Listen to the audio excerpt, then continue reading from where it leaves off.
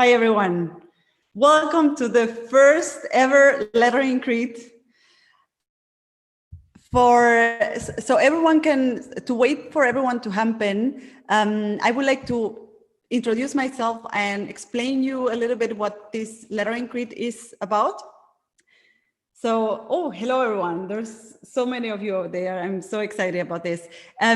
So my name is Martina Flor. I'm a lettering designer and a teacher. And this is my first lettering creed. A lettering creed is essentially a critique session for lettering.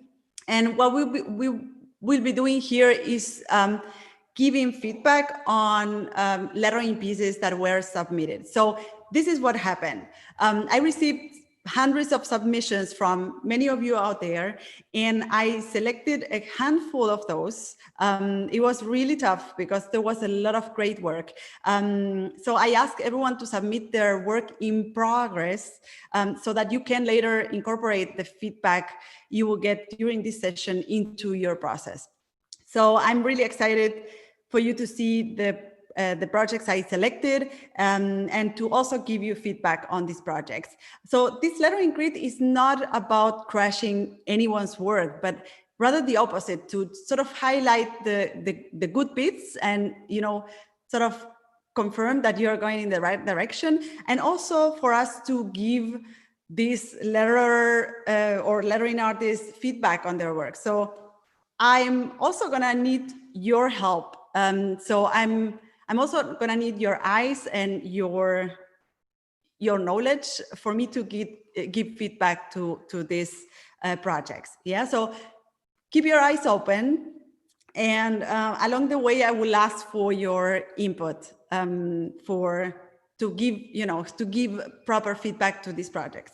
So I have all the projects here on my iPad, and what I'm gonna do, I'm gonna switch or share my screen, and I'm gonna make comments on the iPad, on the projects. I'm not gonna draw on the projects directly, but I'm rather gonna create a new layer and add feedback to those projects. And yeah, we're gonna move forward with those. I have 6 projects with me.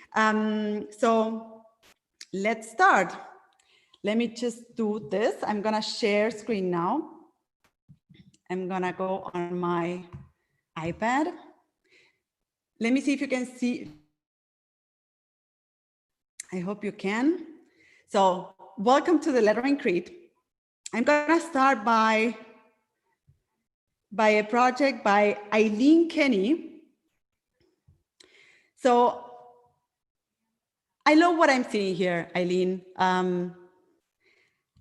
This is a script lettering project, clearly a script lettering project. It is combining 2 different styles. It's combining this sort of Roman,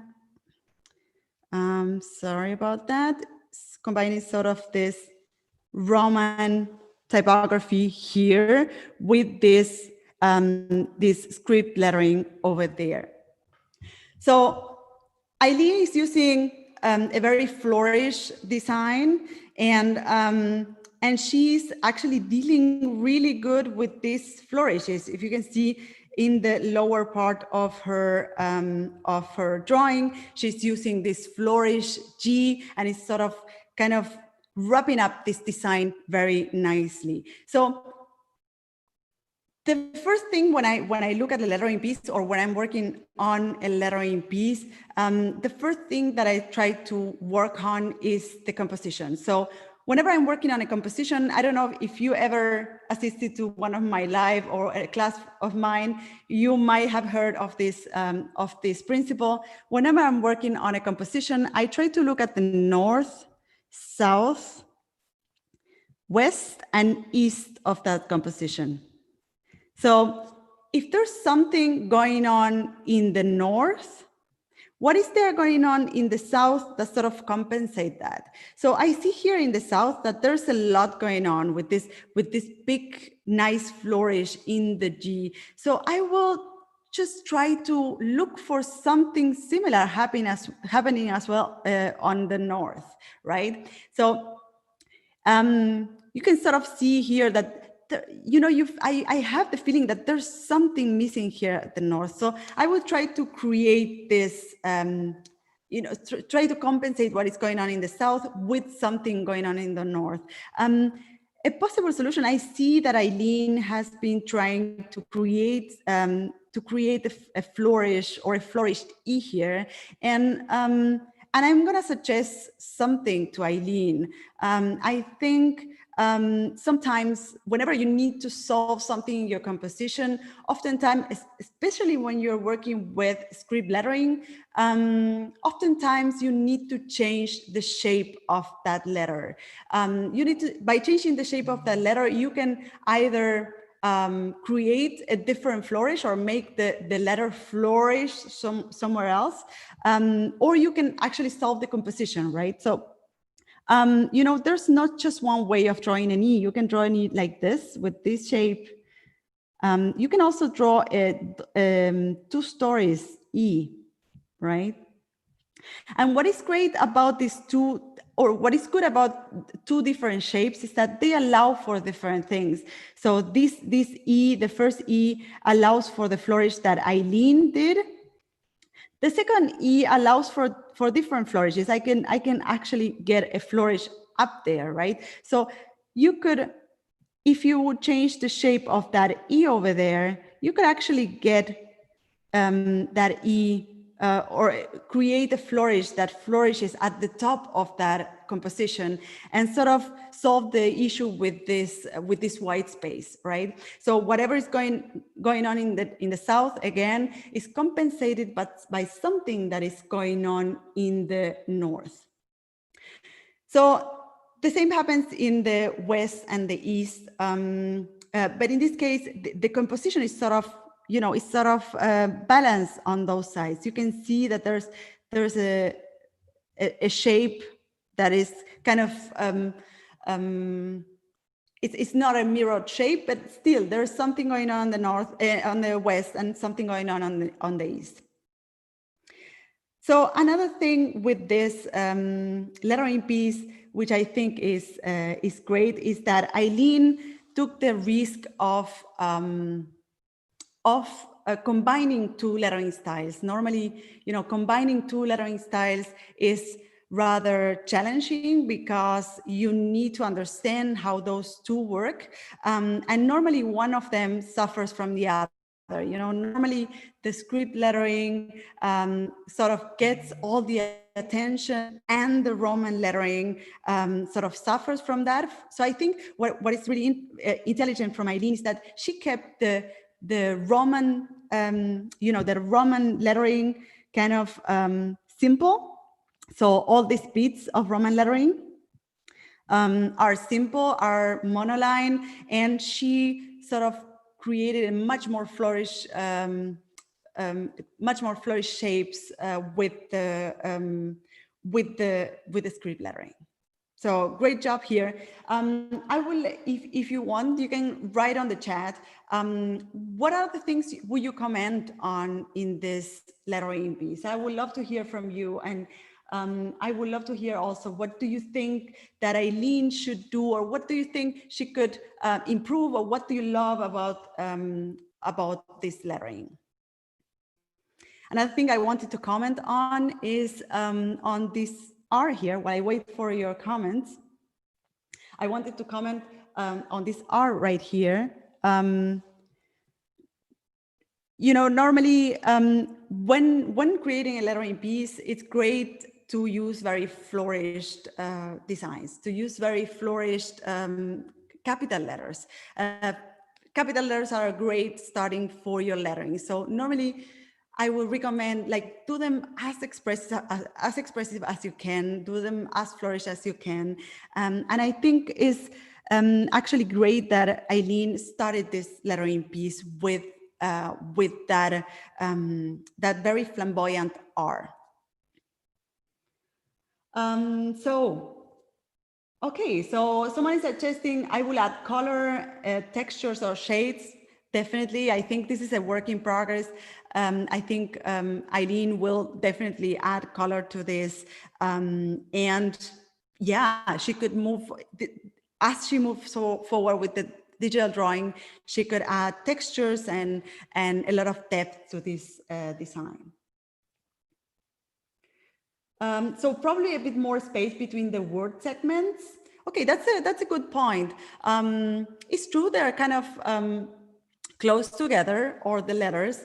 However, I feel she, as long as this, keeping the words together doesn't compromise legibility, I'm always fine with that. Actually, I'm pretty much for very cramped or packed together compositions, if that makes sense. I like when the lettering piece sort of holds together, and by bringing the words together, you sort of create that effect. Of course, that sometimes, especially in a script lettering piece, when you bring words together, you will have that problem that some of the strokes will, or some of the swashes will overlap with each other. But in this case, I think she did a great job at keeping the flourishes on their space and keeping the words legible. So great job, Eileen. I'm gonna move on to Caroline Esteves. Let me just move on to this one. So what about this project? So you can already write on the chat things you would like me to comment on here. I really love how this is moving forward, Caroline. And I think, I have a sweet spot for high contrast letter shapes, and this is very promising. So I love these very fat letter shapes that you're using, especially those, again, I'm getting especially those that are, that are having the thicker part at the bottom. I think this is, this is something, this is actually a decision that sort of keeps consistency between the letter shapes. You can see that decision working here in the word happy. You can see that working in the word accidents, in little. So actually it works very well. So this very single decision, this very simple decision of making the bottom of the letters heavy sort of applies to all the words, and that sort of keeps consistency between the, in the lettering piece. So as well, Caroline is combining two different lettering styles. So like Eileen was doing, she's combining Roman lettering, or sort of Roman lettering, we would say, like with script lettering. And what I find very clever is that in order to keep, to keep these two very different styles together or working together, she added weight at the bottom part of the Roman lettering. I think this is a very clever decision. Oftentimes, when you are combining two different lettering styles, the issue is to, to find something that binds them together. And oftentimes, you see that they are very different, and they just don't belong to the same lettering piece, although they are sitting on the same lettering piece. So I think oftentimes working on the contrast or keeping consistency between the contrast of the two styles can make the trick for you. So I'm gonna read on the chat to see what your comments are about this. So the lowercase r and the s. Okay, I think this is about the other one. Okay, good. Okay, I'm wondering what can be done with the negative space around just. The thick letter forms are really nice though. Yeah, I agree with you, Kyler. So it's true, there is some negative space here that Kyler is pointing out. And I think that's a great point, actually. And you're right. there's definitely some excessive white space in that spot. So all the letters are sort of over interlocking. All the words are sort of interlocking, and that's very interesting. So this is nicely done here with happy little accidents. But of course, as you start combining those with or trying to do the same with Roman lettering, you start, having gaps, right? So what I would suggest in this case is to call your friends decorative elements and try to create or to bring some decorative elements in this area. So lines could help, right? So this could be an option to sort of keep that white space cover. So it could be lines, could be also flourishes, right? So could be anything that sort of covers up that space.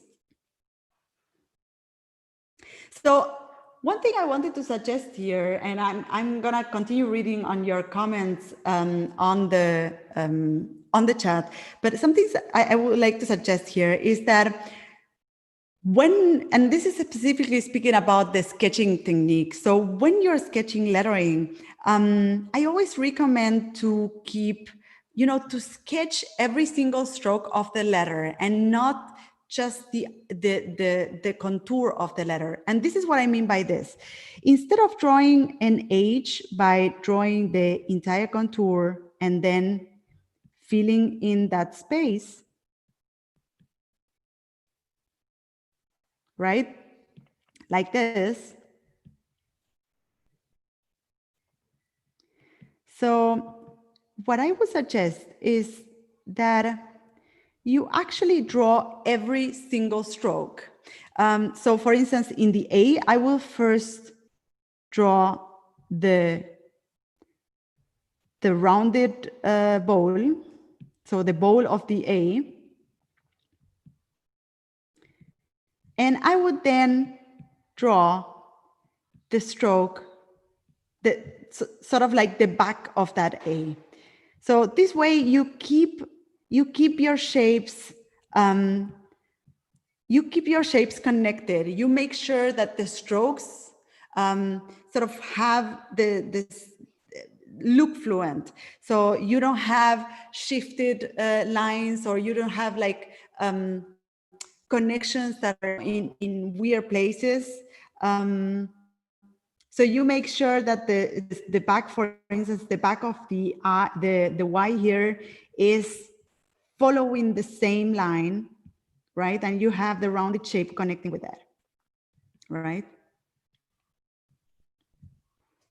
I don't know if that was clear, but it's like a drawing technique which allows you to also keep consistency between letters. If you're drawing two T's, for instance, you can sort of draw, sort of try to copy the same shape next to each other, and then, join those bars, like have the crossbar on top of that, right? So at the end, it also looks the same, but the consistency, it helps keeping the consistency a lot better. So maybe the extension on the Y, okay.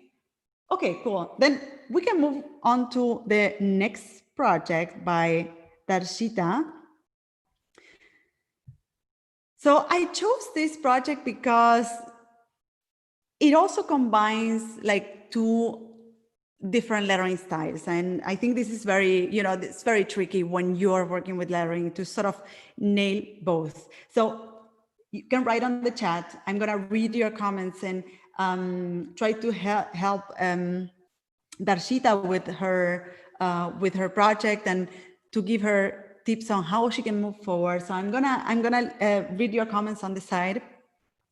But I can start by saying that Darshita used decorative elements in a very intelligent way. She's using decorative elements here and there. I don't know if those are also perhaps will become later illustrative elements, but she was using decorative elements to sort of keep balancing her composition, to sort of cover up those white spaces that, or those negative spaces that mess your composition. So she was using that in a very intelligent way. And she was also combining different slants. So she has some words that are sitting on a slanted baseline, some words that are sitting straight. So that's also very tricky when you're working in your composition. And I think what I really like in this project is that I can very clearly see an axis. And by axis, I mean that there's sort of like a line in the center where all the rest of the elements connect. So I can see the word taking sort of sitting exactly in the middle, the word risks sort of sitting exactly in the middle, will is hanging on the right, but B part is hanging on the left to sort of compensate that. So she was so clever into like using a center composition, but having some elements that go on the right, some elements that go on the left, and still keep balance on that composition. So I'm gonna go back and take my lines out. So I see that she's struggling a little bit with the shape of the S. Let me just go back on the comments. Love this quote, so true. Okay. Be part of the process, be skewed to fit into the triangular space.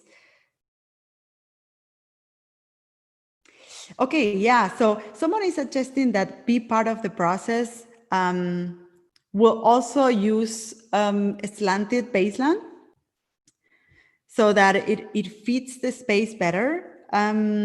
I actually feel that it's working right now. She's using, this straight baseline is also the same that she's using here in will and in always. So I think both could be. She could actually use a slanted baseline for be part of the. She could also keep it like this, as long as she manages to cover up that space, right? Be part of the. I read first. Be of party. Very good point. So here, Ju is saying that we're all speaking about the same few words in the composition, but I think it's a very good point that the order of reading here is or he feels that it's a little bit messed up, that the first thing you will read is B, the second thing you will read is off, and then you will continue here and here, right? So this is a very good comment, and is something to keep an eye on. Perhaps by changing the sizes of these parts, or the sizes of the or adjusting the sizes of the words, you can already reorganize that. So I wanted to comment on the shape of the S that I feel that she is struggling a little bit with, which we all do. Who doesn't struggle with an S? I do. So I see that there's different decisions for the different S's, and I think it has to do with the fact that also she's using different slants. But when it comes to a straight, like a slanted baseline, the S can be very tricky because we tend to make the S lean forward, right? So you can see that very clear here because she's getting this white space in the back of the S. So one way to fix that is to also keep, to maintain an axis on your S and try to keep the center points of the bowls in that axis. So if she will move this a little bit backwards, this S will already start looking more balanced, more like sitting in its own space. a little bit like this one here is looking, right? That it's looking already a little bit more steady.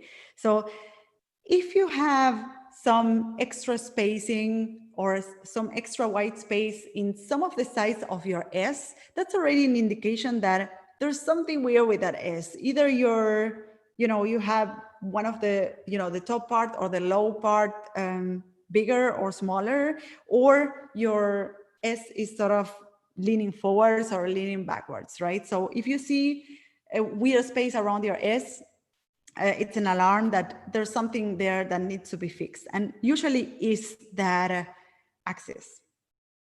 So I want to move forward to the next project. So Darshita, great work. I love this, what you're doing. I think it's gonna look great when you move on to the next stage, it's gonna look great. So the project by Jen. So I love this one as well. There is actually few things to comment.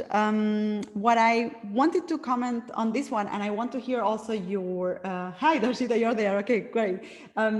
So what I wanted to, please comment on this one, on the project of Jen, while I make some comments on my own. One thing I wanted to highlight on this one is the capitals. I love the capitals that you're using here, Jen. And normally when I have to work on a lettering project, I try to use as many capitals as I can, and you're doing the same here. And I think capitals add a lot of flavor to your lettering, and everyone should be using capitals whenever they can. And that said, whenever you're using multiple capitals on your lettering piece, think of them as part of one family. So always keep an eye, whenever you create or you do lettering, you should try to keep an eye on the whole picture, right? But when you are using many capitals within your lettering piece, I will also say, like, keep an extra eye on the capitals alone, like sort of isolate your capitals and try to see them as a system. So I'm talking about this H here, this S there, this A there. So try to look at your capitals and try to design them together. So if one of them has a lot of swirls and swashes, try to find ways to add those features also in your other capitals, so that there's no one capital that is very simple next to other capital that is very flamboyant and extreme, right? So always try to keep an eye on that. And I think in this case, when I see the H and the S, they're very related in shape, in the sense that they are both having this swashes at the end of the strokes, in the stroke ending, sorry, and then I look at the A and I feel like I would like to see that as well, right? So my advice would be, like, how can you bring some of that flavor in your S or in your H or in the stroke endings of those capital letters to your A? Can you add it here somewhere? Can you add it over there at the top? Probably you will find a solution for that. But I see the H and I love it, and I see the S and I love it, and I like the shape of the A, but it's a bit more stiff than the other one. So remember that concept whenever you're working on a composition that has multiple capital letters. Try to design them together and see which features they can all share. The second thing I wanted to comment about this one, and I'm gonna read your comments right now. The second thing I wanted to comment on this one is that whenever you are, I see that you're using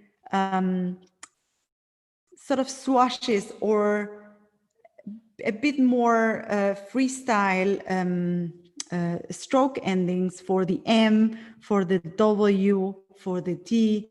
And I really like that. I really like how you break the baseline and the X height, you know, how that M sort of breaks the baseline, and how that W or that swash breaks that X height. What I feel is like, I would like to see some of that down here on apartment. You know, some of these letters could also have a little bit of that flair and will already be, you know, part of that system. I see that home and suite are kind of like very free, and apartment is sort of a bit more tightened, right? Like a bit more stiff. So I think some of the swashes in general of the rest of the letters could come into apartment as well. So I'm gonna read the chat. Someone mentioned something about the R.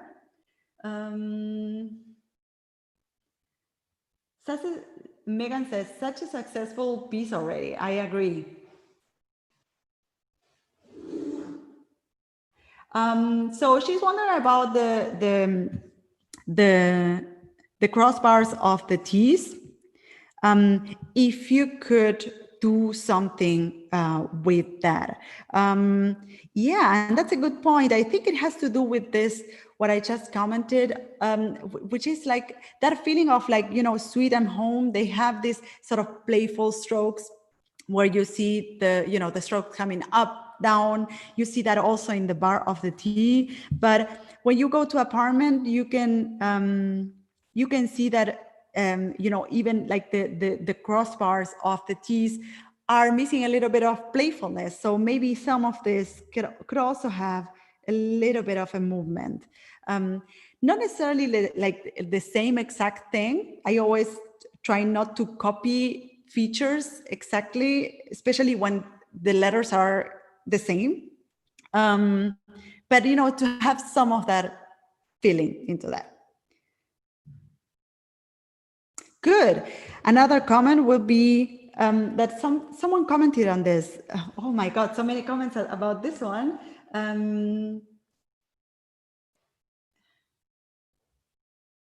Okay, yeah, so Darshita, can anything be done about the space between R and T in the apartment? So yeah, I think definitely we all see something here, right? We see a little bit, you know, this is typical with the R. The R is always causing problems because, you know, we tend to feel that the R is actually a middle, and it's sort of like an N, you know, middle way to the N, or like sort of like an N, but without the last stroke. And actually the R is like an I would say that is more like an I with an ear. So by thinking of the R as something, as an I with an ear, you will definitely solve that spacing issue there. So, sorry. So I think what is causing the spacing issue here with the R is that essentially, you know, it has too much of that ear. Maybe if that ear will be kept a little bit shorter or smaller, you can bring that T closer together to that R. So great work, Dan. We're looking forward to see how that moves forward. So I have this work by Irene. It's actually very finished. I'm a little bit afraid of commenting on finished pieces because, you know, I feel like, oh no, don't change it. But I love what she has done with the shadows and the texture. I think, you know, Irene, you have done a great work. Also, feel free to comment on the chat, and I will just bring it to the Crete. I really love the composition. I think, Irene, you have done a great work in, you know, keeping a very even shape. It's not a mirrored shape, but it's very even. It's like, it's very rounded, and it, you know, the north, south, east, and west are perfectly balanced together. I love the shadow, and I love also the little shadows that you added to to those, you know, here in these overlappings of the letters. I love how that makes, how that, you know, that turns the letters into something else, sort of like that turns the letter into something that is alive and that has, you know, it's moving in the space, and these shadows sort of make me feel that this E is created with a continuous stroke or thread. And I really like how you have dealt with the flourishing. Actually, I love this flourish in the M. Let me just go back to this. I love that flourish in the M. I love that flourish in the H right there. I really like that flourish over there at the top. I think, you know, it's a very clever solution to sort of solve that north and compensate the very heavy south. What I'm really wondering is this E here that is, you know, sort of also, you know, trying to become a very flourish E, which I think is a great decision. But that top flourish at the top of the E sort of creating readability issues. I'm a little bit afraid that this E starts to look too much like a flourish rather than an E. Let me see if you agree on the chat. The flourish before the S. Yeah, so yeah, I think Kelly, you're also commenting on the same. The flourish before the S kind of looks like an E. That's true. I thought it was an E actually. Oh my God. Yeah, now I can read it. It's stay home, but it's true. I actually read it as an E. That is basically because I'm a native Spanish speaker, and we will start with an E, a word like this. But yeah, you see how you know how different readers will read different things as well. And I think, as you know, when working with words, that's the trick. That's actually the biggest challenge we have, that we need to be faithful to those words first. So the fact that those words are readable for the biggest amount of readers is our paramount. Is paramount in what we are doing. So that's a very interesting point. I actually read an E there, and I thought it was a very flourished E. So this is something you can actually see how you can solve.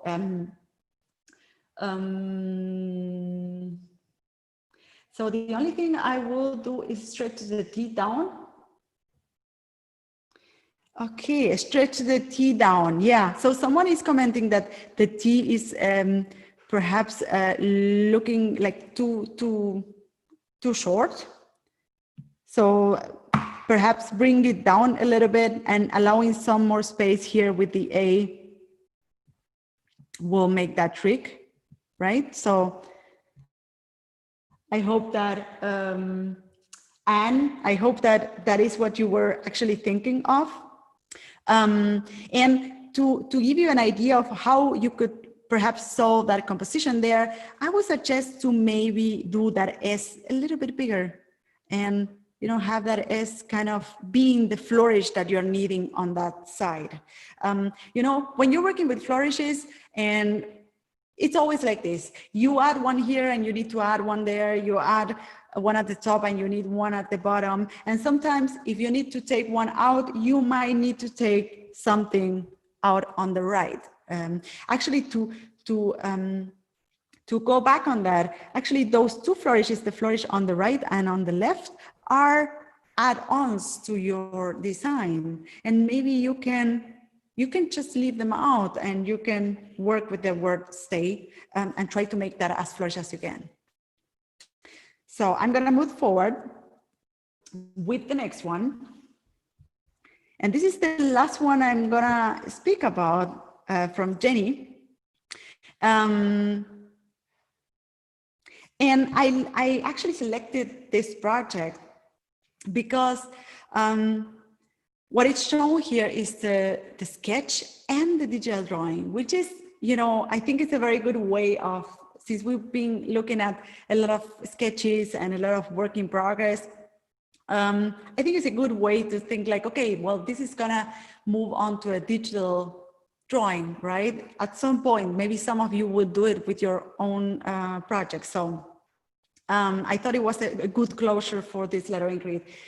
Write the comments you want to do on this project from Jenny, and I will just bring it into the critique. So what I find really interesting from what she's doing here is that, you know, as you move, I always say that ideally you should try to solve most of the issues on your sketch. And this is essentially because when you move on to the digital drawing, you want to have a very clear idea of what you're gonna do, because as many of you know, I don't know how many of you have tried to draw letters in vectors, but if you have tried it, you might have experienced that it moves very slow. You need to, you know, edit every point. You know, it's a craft of love, definitely. So the better your sketch is, the more polished your sketch is, the easier your digitalization will be. So I think she was very clever into you know, creating a sketch that is very polished, or it has a lot of problems solved. And she also even marked some things here. You can see her comments over there. So she marked some things so that when she moves on to the digital drawing, she could improve that, right? So you can see that the U, I'm gonna bring this closer. So the U is, got, the back of the U got thicker. So definitely that's an improvement. And what I actually find really good is that there's a very one-to-one, like there's a very close relationship between the digital drawing and the sketch. However, it continued moving forward. Like the fact that or ideally you will get to a very polished sketch before you move on to the digital drawing doesn't mean that your digital drawing will continue improving those shapes, right? You can see that she made some decisions as well on the shape of the C. She made some decisions as well on the shape of the E. So definitely she continued making decisions and tweaking those shapes to make them look better as she moved on to the digital drawing. So the sketch have more space between the letters. So Ju is saying that the sketch has more space between the letters, definitely. I think Jenny added some stroke to the shapes, which is a tricky thing to do. The strokes also, you know, expand the shape of your letters and make them thicker, you know, make the strokes thicker. And she also added this drop shadow, so that also sort of changes the perception of the white space around the letter. I love some of the notes to brush lettering at the top of the letters. But I wonder if the angle should also match the angle of the brush at the bottom of the letters as well. Okay, so so Kelly is speaking about the brush feeling of some of the features, and she's wondering if for instance, I think this is what you're saying, Kelly. She's wondering if she could add some of those features to the stroke endings here. So whatever is going on here on the U or the T, if that could happen as well on the L and the M, right? And definitely, I agree. I think ideally, you know, whenever I work on a lettering piece, I mentioned before this idea of working on the composition and thinking of the north, south, east, west. whenever I'm working on a composition, which is like just one single word, I apply the same concept, but as if it was a song. So how does this song starts and how does this song ends? So how does it starts here and how does it ends here, and how those that start and that end sort of interrelates, right? So I will try to keep those features consistent and try to find something in the beginning that also loops back in the back of the word, if that makes sense. So this has been great. These were, there was so much work in this. There were so many projects on this. I'm going back to my camera. So there were so many projects submitted, and it was so tough to choose among such a great variety of work. But I hope that the feedback that we all give together to these projects will, will help the authors to move forward with their own projects. So I'm hoping to host more lettering crits in the future. So I would advise, subscribe to this channel, because I'm gonna continue delivering content here.